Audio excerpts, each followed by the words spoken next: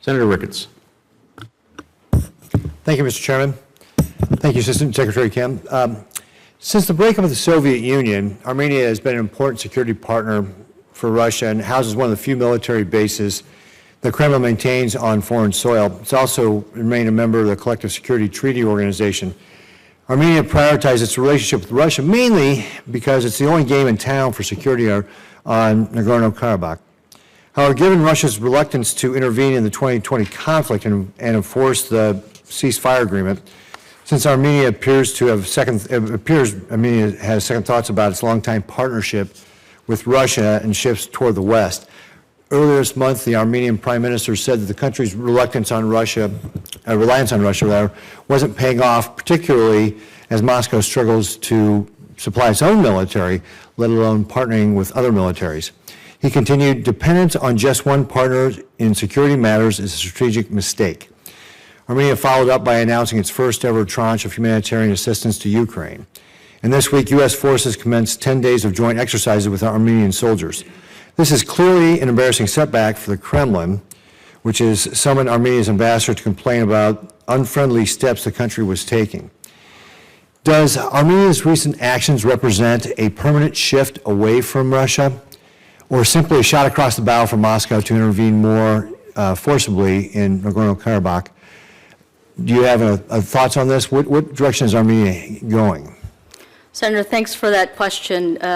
I think after Russia took the action that it did against its neighbor Ukraine on February 24th last year, all of Russia's neighbors are sleeping with one eye open, as they should be. I think all of them are understanding that as they watch this vivid, grotesque demonstration of Russia's disregard for the territorial integrity and sovereignty of their neighbors, they are beginning to have second thoughts about having invited Russian troops onto their territory, relying on Russia as their sole source of energy, hosting Russian military installations in their lands.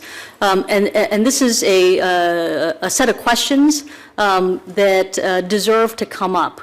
What it also does is it represents an opportunity for us to develop these relationships. And so, Senator, as you point out, our military is out there in Armenia to conduct our first ever bilateral military exercise with Armenia, and we're going to continue to take advantage of it. Okay, so specifically, you were very broad when you started off your remarks there. Specifically with regard to Armenia, is Armenia, again, is this a shot across the bow to Moscow to get them to pay more attention to Nagorno-Karabakh, or is it more about they want to move away from Russia permanently and more toward the West? Do you have an opinion on that? I think it's too early to tell. Too early to tell? But it doesn't mean that we shouldn't jump in there to turn it into exactly what we would like to see it be, which is a real decision to partner with us as opposed to Russia.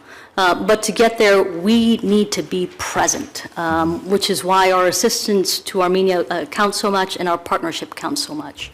So given Armenia's reliance economically, militarily, and so forth on Russia, are there concerns or is there a risk that Russia might respond more forcibly if they continue to see the Armenians move toward the West?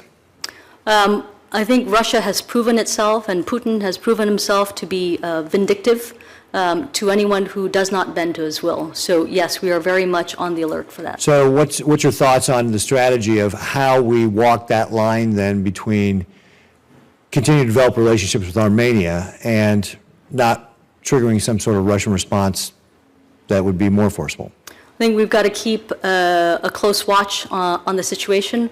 We need to increase the array of assistance that we provide to Armenia, whether it's developmental assistance, whether it's defense partnerships, security activities, and expand those out as much as we can in a way that is acceptable for the Armenians themselves, right? This can't be a unilateral move. So we got to do this in true partnership with Armenia and make sure that we're providing the support that they need to make the turn that they'd like to make.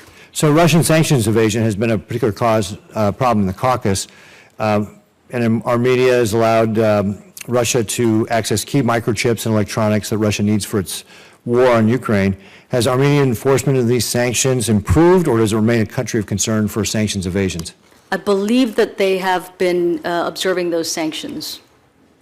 They've been observing the sanctions. They've been shutting off Russia from getting microchips and so forth? I believe so, but I'm going to have to, yeah, we'll take that question back and get back to you, sir. Great. Thank you very much. Mr. Chairman, thanks.